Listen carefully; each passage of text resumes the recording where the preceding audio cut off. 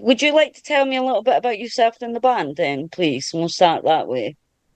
Yeah, cool. I've been doing bands for 40 years and decided to do my own band this time with me being the leader of the band, but not being a dictator. So just wanting to do music without, like, say, the drummer leaving and then we have to split up and find a new name or do the usual things that we've done for 40 years. Yeah, I just want to play music. That's all, really. I'm quite a simple guy and just I'm not a guitarist. I'm not a singer. I just love punk rock and music, all music, really. So I want to get playing again, play live.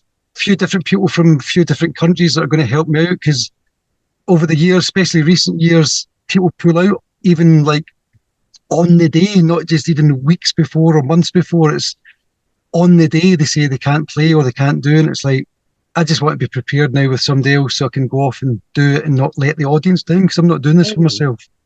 I want to So is do it this for other more, people. yeah, is this more of a solo project with you getting people in to help? It's turning out that way. No, I mean nobody's guaranteed to play anymore. And I've got three guys from America going to come and tour with us in Europe, and I've got another bunch of guys that don't want to leave the UK. So I'm just calling in as many musicians as I can, especially drummers, because they're unpredictable. They're mad. They hit things. So they're all crazy. And like like my first band, Ex-Cathedra, the drummer gave us the name Ex-Cathedra, and because it sounded a bit like exploited, and I was still a young punk, loved all the sound of it. It was Hmm. a bad mistake, but he left after the very first Ex-Cathedra gig. So drummers are just nuts, you know. We've already gone Right. through two drummers in this band, so drummers definitely. Any drummers out there, keep hit this up, as long as you're not too mad.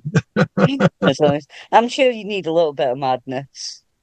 Aye, a little bit. I think I'm mad enough as it is, but yeah, I suppose you need it's somebody to even you out a bit, don't you now? that's it. That's it. That's it. But so we've had your debut Born. When was that out?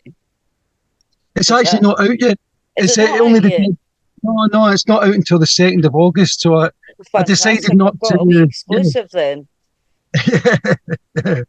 yeah. Our debut 7 inch came out. Well, actually, digitally came out last year on the 11th of the 5th, no, 5th of November. Ballad of Jim Bones. I did see that you exploded with a bang because I remember it being Bonfire night, and I think that's a great gimmick. I think that's a great thing to come out with. I thought of it 5th of November. Why not? If I was going to do it in a release date, it's quite significant. I don't agree with violence. I'm anti-violence. I'm a pacifist, but I'm not into Guy Fawkes either. But you know what I mean. Yeah, there's a Well, bit of subtlety there. As long as there is, music gets and on. it's maybe not the best idea to start talking politics. No, exactly. It's funny. It's funny you bring it up because that's one thing I actually said earlier on today to my wife because I'm living in Italy and I love language. I can't speak Italian, but I just love Italy and I love the Latin. And I said to Nikki, it's funny the word politics in it because the dog had a tick, and I went, the word politics actually means many ticks, Right, poly, and holy many ticks. So tits. politics, and I can't stand ticks, especially No, not I tons of don't think them. anybody can. That's quite a good. I'm going to remember that actually. That's quite good. That's quite clever. I like that. I've never I've made got an active that mind. comparison before. I've got an overactive mind. Me too. Me too. Oh yeah, tell me about the Ballad of Jim Jones. Is that the one that was out on the 5th of November? And the vinyl That came one. out in the sixth. It's the Ballad of Jim Bones. It was just a wee story about a lot of Scottish guys I met in London. To be honest, I mean, maybe even including myself, where I came down with big dreams with the band Ex-Cathedra, and then half the band stayed in Scotland, and I was just there with the drummer. Carried on for a few years, started making a living from it, but it was a good example of the guitarist wasn't happy. I carried on with the band, so I don't want people unhappy. I don't want That's not the point of punk or rock or Yeah, music. well that's it. So yeah, I I can't just jacked it imagine in. an unhappy punk, to be honest. It just seems Yeah, like a that. weird thing in your head. So, I assume punk music, I associate it with like having fun and jumping about and just getting in there. It's got that beat behind it, and I just can't imagine a sad punk. I would imagine it happens. I would imagine there's songs out there that I've not found yet. Sad Yeah, punk Joy Division songs. or Cure, Well, the I Cure. suppose, yeah. But the Cure to me sound like one of the most happiest bands ever. If you actually listen to their music, they're amazing. Ballad of Jim Bones was really the second song that I'd ever written. I'd just gone to see Rancid in Rimini. I just couldn't believe how good they were. And I came back home. I'd also went up north and saw Generation Sex, Billy Idol, and the guys from the Pistols, Steve Jones and Paul Cook. And I'd heard bad reports, so I wasn't that bored about seeing them. I actually stumbled in about 5 or 10 minutes late, which I'd never do for concerts. But they came out rocking. Billy Idol was like, he's probably nearly 70. He must be like 65, nearly going on 70. And they were rocking. Yeah. I actually wrote Jim Bones second. I wrote the song Burn first, but for some reason I knew that I had to release Ballad of Jim Bones first, because I don't know why. I just knew that people might think if I did the Burn song first and then went all folky, they wouldn't be into it. But the other way around, they may accept it. And people are a bit fickle, a bit funny. So, and I think it's working out all right. I only wrote 2 songs. I've been too busy to. I actually started off as a ska cover band, like doing what the Specials and all that bands did. I did a lot of old ska songs and reggae songs. So I just wanted to get people to dance after the COVID years and all that crazy pandemic. I wanted to give something to people, cheer them up, get people out, and ended up just not happening after a year. The drummer didn't have the energy to keep playing, and I was like, okay. And I ended up doing a rock cover band. I just love my rock. And then the guitarist said, I don't want to do cover versions, let's write our own. And I said, mate, it takes a long time to, I work, and I'm not in the dole in Glasgow anymore. I only wrote 2 songs just to see how they were, and that was Burn and Ballad of Jim Bones. And now I've written about another 8 songs, so. Fantastic. So when's the album coming out then? Is that all coming out soon? No, soon. Now? Yeah, no, I need to get money to demo the other songs. I've only got probably 9 songs in total at the moment, so I'd rather do like 10 or 11 songs for an album. Right. I'd rather get a label involved so that they can pay for it this time. If it's always the dream, isn't it? Yeah, I can't imagine it's quite expensive. Exactly. I've put everything I had. I'm 10 grand down now. That's it. So you'll have to wait or give me some money, guys.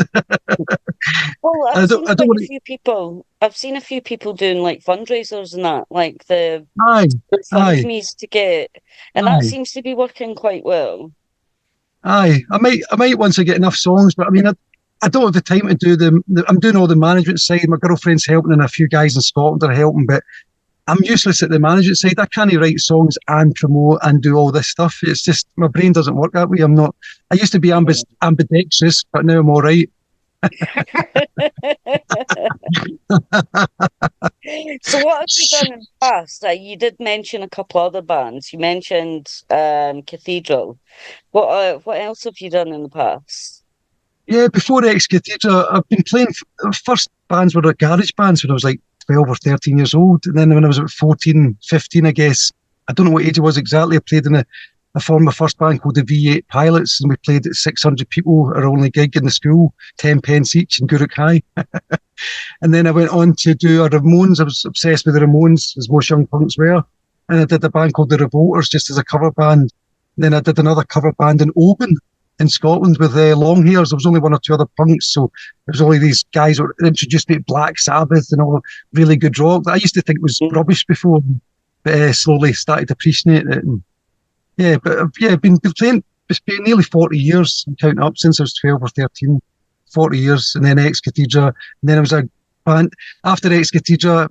I went on with the same guys from Ex-Cathedra and did a group called Suicide Bid, which ended up with 22 people involved in this last final record. So wow, that's 22. A lot of people to be involved. How do you keep a hold of 22 people? I don't know. It just got too big for its collective boots, and it made me realise never to do a collective again. That was it. Just people just had too many musical differences, and it was really like, okay, lost the point of it here. So it was fun when it lasted for 10 years, and that was great. And I did the Reformation with Ex-Cathedra a couple of times, but I can't do stress, and found it a bit too stressful after the actual gigs. I love the gigs, they're amazing. I was sober this time. I haven't drank for nearly, it's my 8th year now, so I haven't touched a drop of alcohol anymore. Well done for that. Yeah, no, thanks, love, thanks. Yeah. I can't stop doing music. It's my only addiction. I do yoga and I do music, and I can't give it up. I realise it's maybe a habit, maybe it's a problem, but I think it's better than what I used to do. So yes, definitely. At least this is on a creative path, and the money Aye. that you're spending, you're seeing something for, rather Aye, it's than not all going up in smoke. having I a mean, I used blank to, yeah, space in your head. aye, aye, exactly. There's a lot of blank spaces in my head, but I think it's just because I've overdone it a bit. Yeah. So what's for the future then? What's next? Probably just gonna. I want to play some gigs soon, but I'm just trying to find people that are reliable. There's tons of good musicians out there, but they're just not reliable, and a lot of people don't want to leave home. I think since the pandemic, a lot of people don't want to leave their home. I don't know what it is. It seems like they've lost their sense of adventure, and I don't know if I was speaking to my wife about it that people don't get back to you. They say they're into it, and then they just don't get back to you. And I'm chasing them up, and I'm like, all right, this isn't going to work. So it's quite funny how hard it is, or how hard it's been to find reliable guys that are going to actually do it, or girls that will do it and come gigging. So I want to get gigging again, write some more songs, see if I can get at least a dozen songs for an album. Maybe next year, have enough to demo it. And it Mm, costs so much money to go into the studio to demo. At least if the worst comes to worst, I'll release the demos as an album, like as I've done before. But I'd like to yeah. get a label. That'd be the next big thing. Just get an independent label, not a major one that wants to buy all my songs and take all my rights. I'm not interested in making money from it. It's just getting the songs out there and Hmm. getting people if I can. It's not exactly a dance band or a punk band, but a bit of rock, maybe introduce a bit more stuff. I get brought up in the Clash, so I was like 5 when my brother brought home God Save the Queen. I was 6 when I discovered Stiff Little Fingers, and that changed my world. I went to see them when I was 10, and then I went on to see them Wow. like about 200 to 250 times, following them all up and down the country to Germany and Spain. I was obsessed. I was mad on them. And with the Clash and all that, I always thought that all that music was punk. I thought the Jam were punk. I didn't know they were mod, or I didn't see the separation. I just thought it was all punk. So I got brought up with dub, reggae, and ska and jazz and everything from calypso to whatever you called it. To me, it was just punk. So I'd love to do more stuff that's just not 3 chord anthems or the generic punk, basically, and keep writing, Hmm. keep playing. Get back on the Yeah. road. I'd love to get touring. So where would you like to tour? Where is your ideal place to play? Where's the dream place? Dream place. Don't really have a dream place, to be honest. I'm going back to Norway and Germany next year. We're trying to organise that. We're looking for a reliable promoter. The one we've got at the moment's not confirmed it, so wait until he confirms it. If not, we're looking for a good promoter so he can book the gigs and we just go and play. So I never know where I am. I love going to places. I can't stand doing the van travel. My back aches. I'm getting too old, but I love gigging so much. It's worth it. And I love different places and meeting Hmm. different people. But Norway's always been good to us. Germany, Holland, and all that. I like Europe. You get paid in Europe as well. I love the UK crowd. There's nothing that beats the Scottish crowd, but you need a decent amount of money to cover the expenses and everything else. And Yeah, UK just doesn't pay. It's only in Europe you get paid. definitely. We've got a Yeah. tour lined up for Europe next year, and the guys are coming over from America for it. So maybe I'll go back to America with them later next year or the year after. But yeah, wherever it takes us, and can afford to just pay the expenses and see what happens. It'd be nice to make a little bit of an income of it, because I'd like to go full time again, like I was doing with Ex-Cathedra in the 90s. I ended up doing this most of my time, so takes a lot of hard work. It's not for everybody, but I love traveling. Really, at the end of the day, I'll go anywhere and do it. So Well, it's getting the time and the money. I I find I've got a lot more time now, but less money because I do this for nothing. I just do it out of the love of doing it, though. I just love doing it. I love helping bands. I love getting brand new music, and then because it gives me a buzz getting all this new music first, because nobody else has heard it, and I kind of feel, well, I've got a wee thing, then I can transfer over some of my passions for some of the music to hopefully to the listeners, and it's just a fun thing to do. No, it's awesome that you're doing this, Kim. It's amazing. It's what it's all about, doing it for the passion and the love. And I never got into punk rock at 5 years old to make money. I never joined Ex-Cathedra to make money, but it happened, and I'd love to do it full time so I could just Mm. yeah, pay the bills. And I don't need that much. I don't think I'm asking for too much, but yeah, it'd be nice to, bands like NOFX make over £100,000 a gig to 150,000. I think that's what I heard they made in the last tours, if not more. So Wow. if we can get a few hundred or a grand even at one stage to pay more, I'd like to get other musicians involved. So the more money we can get, then I can bring in a trumpet player or accordion or even more I brass. think that I would love my sound ska. amazing. I love my ska, and it's actually a great Scottish guy. I'll give him a mention. He's big Kevin Longmere from the Junkman Squire. I don't know if you know the Junkman Squire. I don't know. The Junkman Squire, they used to be called the Nya who are legendary old Scottish anarcho punks, Davy and Stevie Wiseman, and they're just two of them now. Junkman Squire. Junkman Squire. Yeah, the great band, fantastic. I'll check them out. They've been going for a wee while, but I don't know, they've got jobs, I guess, and they're getting older, but they should have been famous. They're better than the Pogues. They're not better than the Pogues, but they're on par, you know. Yeah. They used to be friends with the Pogues in the 80s, so, yeah. And Kevin from the Jumpman Choir plays the accordion in Ballad of Jim Bones, and he also plays the trumpet in the Burn, so he's really helped us out and really professional. So it'd be nice to get some people involved in a stage act. And, you know, I'm obsessed with ska, so I love the bands like Specials and that had, you know, brought out the brass guys, and you know, it's something. The more people in a band sometimes gives it really.